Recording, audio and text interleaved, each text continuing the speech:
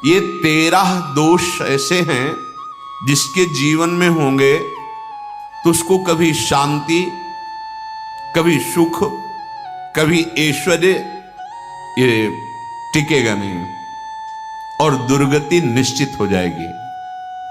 बहुत ध्यान से सुने। एक श्लोक में 6 दोष और दूसरे श्लोक में 7 दोष। उपासक को कभी इन दोषों को अपने अंदर टिकने नहीं देना चाहिए। और जो संसार के मार्ग में चल रहे हैं, अगर इन दोषों में चलेंगे तो वो जो आपके पुण्य कर्मों से ऐश्वर्य है भी वो नष्ट हो जाएगा।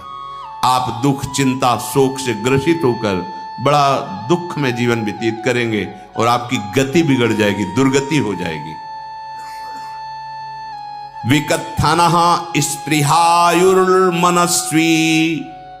बिभ्रत् कोपम चपलो अरक्षणश्च एतान् पापाः षण्णराः पाप धर्मान् प्रकुर्वते नोत्र सन्तः सुदुर्गे संभोग संविद विषमोति मानी दत्तानुतापी कृपणो बलीयान् वर्ग प्रशंसी वनिता सुदेष्टा एते परे सप्तनशंस वर्गाः। जो अपने मुख से अपनी बड़ाई प्रशंसा करता है, ये 13 लिख लो दिमाग में, डायरी में, क्योंकि ये नोट हो रहा है, आवाज डाली जाएगी, आप बार बार सुन, इनसे बचिए। अपनी बड़ाई, अपनी प्रशंसा कभी अपने मुख से नहीं करना, नहीं तो आपके पुण्य नष्ट हो जाएंगे, बुद्धि भ्रष्ट माने गिर जाएगी। अगर परमार्थ में चल रहे तो भी, और व्यवहार में तो पुण्य नष्ट हो ही जाएंगे। बुद्धि गिरी हुई तभी ऐसी बात होती है। और यह दोष बहुतायत है, ये बहुत प्रभावशाली है, अपनी बड़ाई मारना।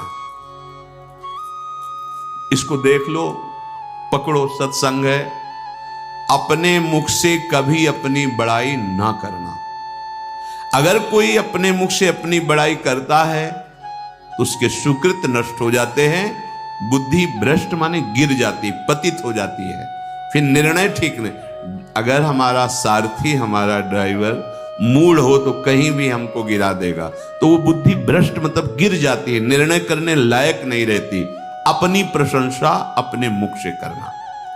दूसरा, लोलुपता, ये वृत्ति नहीं होनी चाहिए। धर्म से चलेंगे, धर्म के द्वारा जो हमें प्राप्त होगा उसी से हम अपना भरण पोषण करेंगे। आपके बच्चे स्वस्थ होंगे, बुद्धिमान होंगे, परिवार में बहुत सुख और शांति होगी। भले दीपक की तरह जलो, बहुत काल तक रहेगी। लक्ष्मी जी भी आपके घर में बहुत काल, हम ये नहीं कहते कि बहुत नहीं, जितनी है बहुत सुख शांति से चलोगे। अगर लोलुपता करोगे, हिंसा, छल कपट, व्यभिचार, चोरी, ऐसे धन आ जाए, वो आएगा, लेकिन वो हाइलोजन की तरह आएगा, एकदम प्रकाश और फ्यूज, बिल्कुल अंधकार करके जाएगा। देख लेना, तुम्हारे जो सुख के हेतु हैं, तुम्हारा शरीर, तुम्हारे बच्चे, तुम्हारी पत्नी, तुम्हारा परिवार, उसको देख के तुम रात दिन जलोगे बिना आग के। ऐसे उनके आचरण होंगे, ऐसे उनके अंग होंगे, ऐसे उनके दिमाग होंगे, ऐसा उनका व्यवहार होगा। ये लोलुपता अगर उपासक में या किसी में है तो उसको नष्ट कर देती है। सावधान।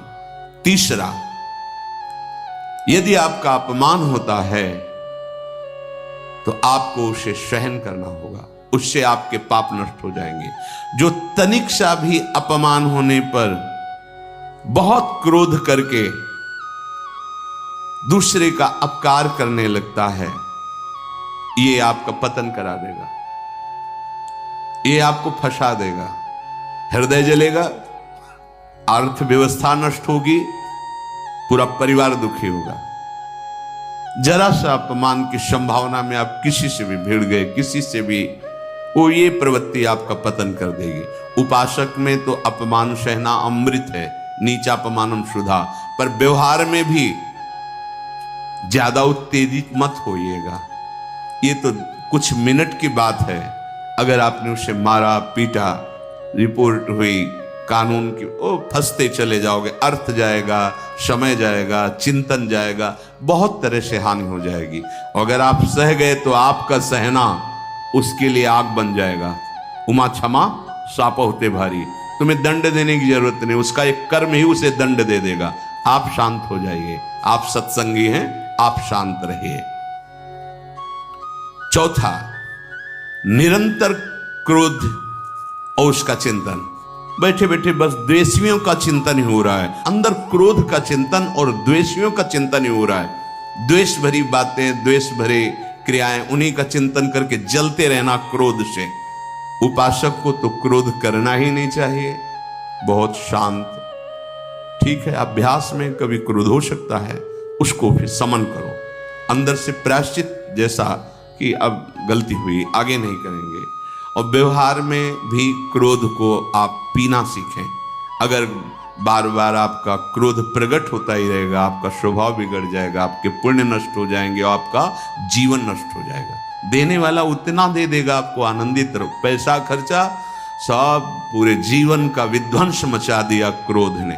कहीं भी आप देखो, किसी से क्रोध करके देखो, फिर देखो तुम्हारा भजन चल रहा है, तुम्हारी वो आनंद वृत्ति है नहीं, जलोगे और वो जलन और गुस्सा दिलाएगी और वो बैठे बैठे जलो नहीं। ये क्रोध जो है, ये चाहे व्यवहार में हो चाहे परमार्थ में, दोनों की हानि करने वाला है।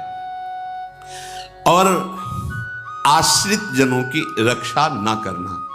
अगर कोई भाग कर आपके पास आ गया है, कोई पशु पक्षी या कोई मनुष्य, आपको चाहिए कि अब चाहे हमारे पहले प्राण जाएं, उसकी रक्षा करेंगे।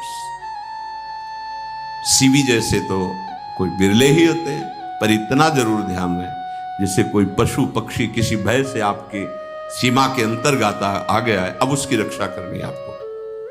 अगर आप स्वयं मार देते हैं या मरवा देते हैं, या आपके सुकृत नष्ट कर देगा, या आपकी दुर्गति का कारण बन जाएगा।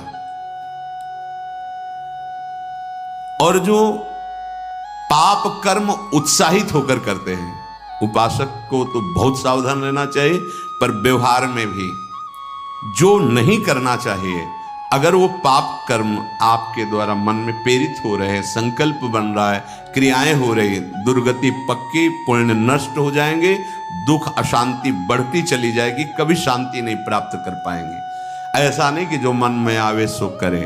पापाचरण निडर और उत्साहित होकर करना, अगर ऐसे लक्षण हैं, निश्चित दुर्गति होती है।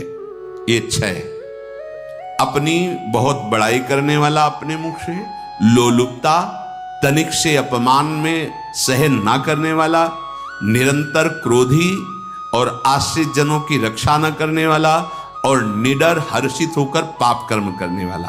दूसरे श्लोक में 7 है, 6 ये 7। 1, संभोग का ही चिंतन करना, संभोग में ही मन लगाना, संभोग दूसरी स्त्रियों के साथ करने की भावना रखना। संभोग पहला है, संभोग। रात दिन बैठे बैठे बस यही चिंतन करना, गंदी बातों का, गंदी बातें देखना, गंदी बातें सुनना, गंदी बातों का चिंतन करना। फिर अन्य माताओं बहनों के प्रति काम दृष्टि से देखना, कोई आ जा रही है तो दृष्टि से, काम भाव से देखना, भोग बुद्धि से देखना, निश्चित पुण्यनाश, दुर्गति। बड़े बड़े उदाहरण इतिहास में हैं, जिन्होंने ऐसा दृश्य नेत्रों से देखने की चेष्टा की, मन में संकल्प किया भोगने का, नष्ट हो गए, चाहे वो कितने बड़े प्रतापी हो। ये दुर्योधन कोई साधारण थोड़ी है, भगवान व्यासदेव जी के द्वारा ही तो ला, भगवान व्यासदेव जी ही इसकी उत्पत्ति का कारण है। आप देखो, इतने महान पुलस्त जी ही उत्पत्ति का कारण है रावण की। बस यही ऐसे दोष हैं जिनके कारण जीव नष्ट हो जाता है। ठीक है, धर्मयुक्त काम भगवान ने आदेश किया है, आपका पाणिक ग्रंथ संस्कार हो गया है, संतानोत्पत्ति की भावना से कुछ पवित्र तिथियों का त्याग करते हुए चर्चा में हुई है। एक नियम है, एक आदेश है शास्त्र का, आप बहुत काम प्रवृत्ति वाले हैं तो प्रत्येक मास